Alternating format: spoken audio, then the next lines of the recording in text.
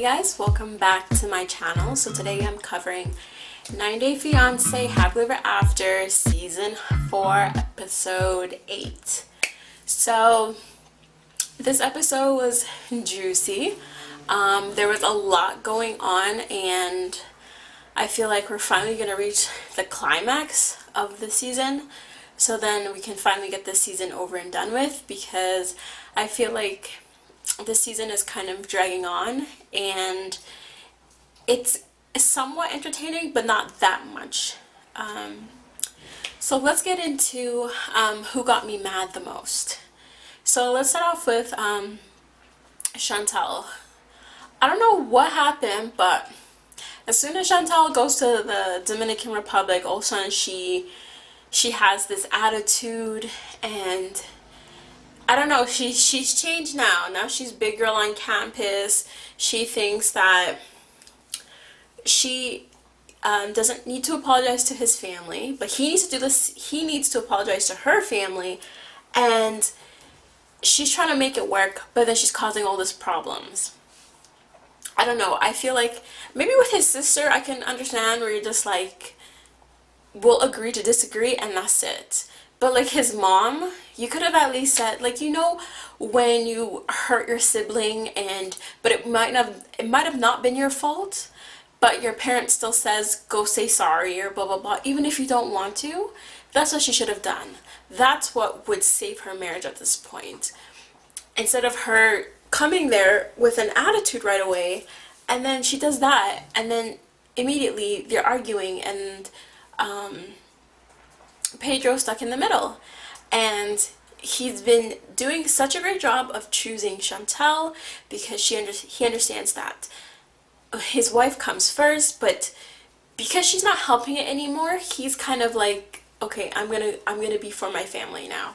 And then Chantal's like, what the hell, like, what about us then? And oh well, if you go then I guess it's over, and giving him all these ultimatums and stuff. Like, where is this coming from?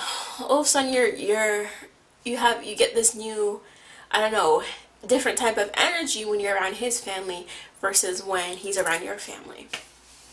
So I wasn't feeling that. I wasn't feeling her.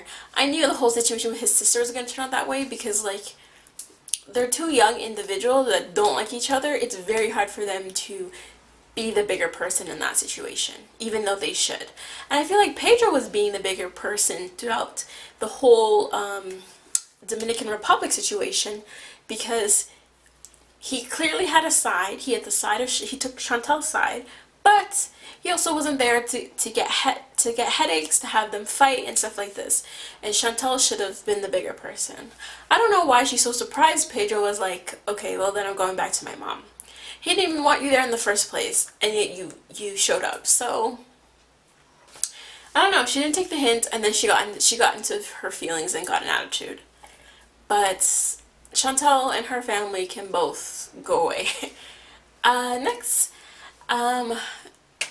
Andre got me so heated today. He's so delusional. He's kind of crazy. I don't know how Elizabeth puts up with his crap.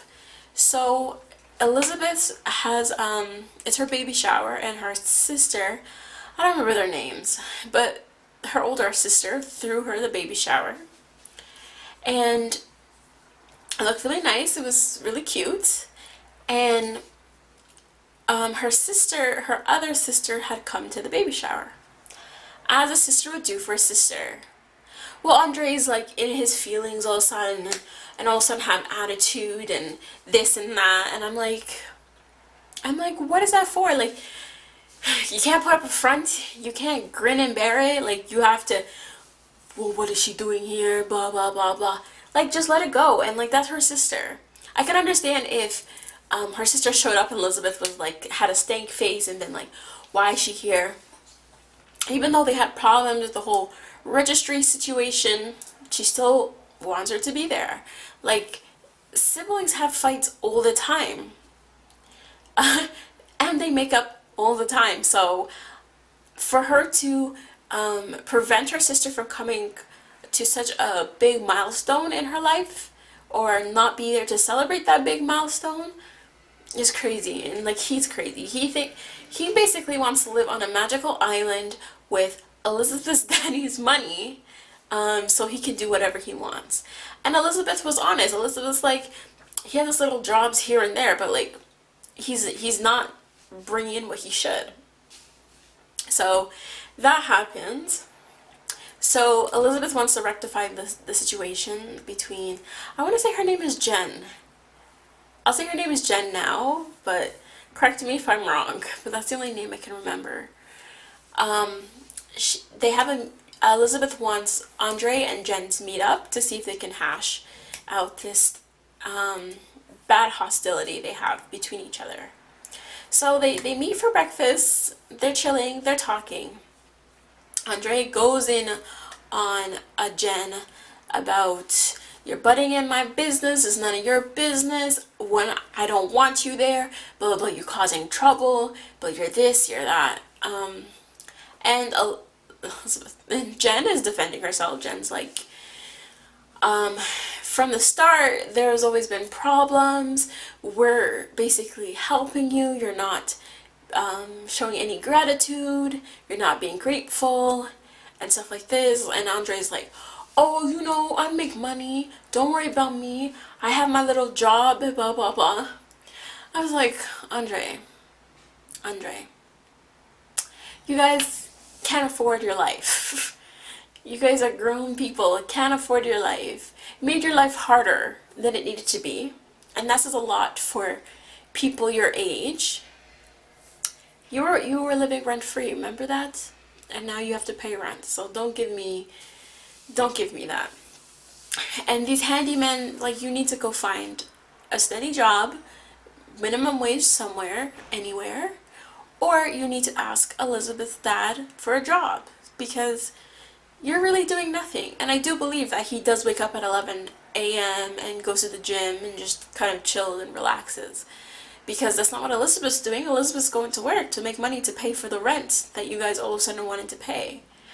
And I feel like he's the type of guy that will fight tooth and nail for something that is either hindering his family or that is not true until the death, until they're filing for bankruptcy, until they're trying to get a line of credit and take out a loan with the bank. He will wait until it gets to that point instead of just admitting defeat and learning from his lessons and doing better. So if Elizabeth wants that type of mess in her life, she can have that, but she doesn't need to bring her child into that type of life. So yeah, I'm done with them.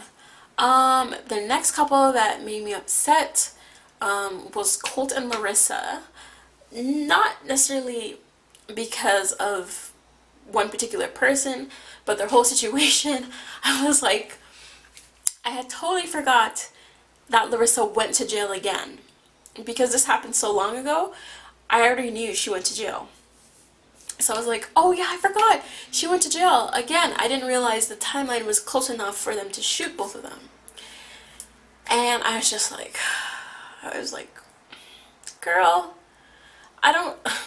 you must get some sorts of crazy or some sort of in a different like mindset for people to be calling the police because you're putting out messages that Colt took your phone, you don't know what to do, blah blah blah blah, and then you get arrested. Like, girl, you gotta slow down on that stuff. And I am so surprised when Colt said Debbie was out of town on vacation. I was like, then it doesn't really make a difference if Debbie's there or not, because you guys fight. Like, Debbie is not the only problem. She might be one of the problems, but she's not the only problem, because when she's not there, you guys are still fighting. So you need to take that into account. So Larissa goes to jail, and Colt finds out that her bail is $1,000. So when I heard $1,000, I was like, good, because usually I didn't know it was 15%, but I thought it was at least 10% you would have to pay. So I was like, okay, good. Colt didn't have the $1,000 and stuff, which, okay, fine. So I was like, okay, he'll definitely be able to afford the percentage of it. he went to the bail's bondman, and he told him it's basically going to cost him $200. He gave him the $200, and then they said that they were going to release her either in the nights or in the morning, which he's sitting there waiting for like 3 hours. It's like 2 o'clock in the morning. Okay, I've never been to jail or prison, so I don't know what the right protocol is, but like, would they let you go at like 3 o'clock in the morning on the streets like that? Would they do that? I have no idea, but like, that would be very scary if like it's like 2 o'clock in the morning. You're just like, all right, you're good. Especially if it's not the best neighborhood. And that can be a little nerve-wracking to someone who has no money and who's unfamiliar with their surroundings. So he professes his love for her again, and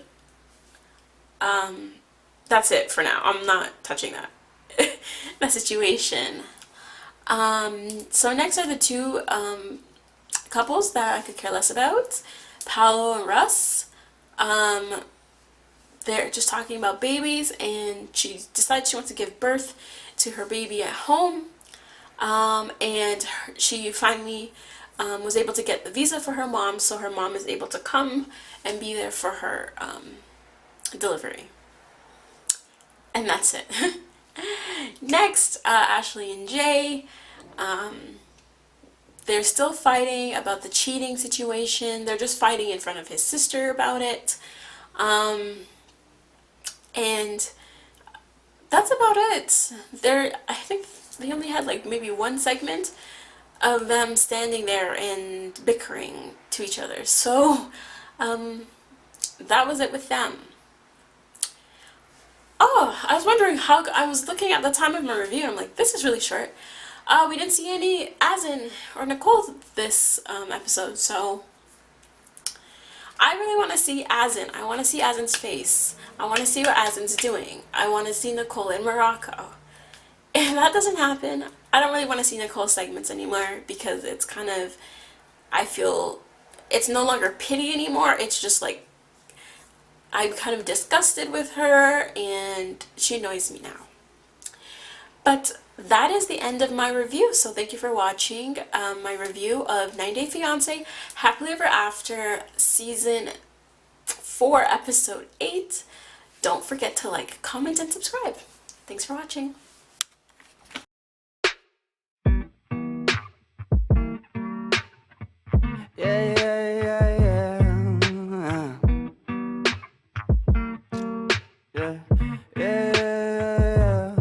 I'm just a dumb cunt, fucking sick and tired of it. Maybe I could front love, maybe I could buy a zip, maybe I get fucked up. Next time I could save some. Why it's gotta be like this? Why it's gotta be that way? Put it inside. Feel so rise up, banging on that loud.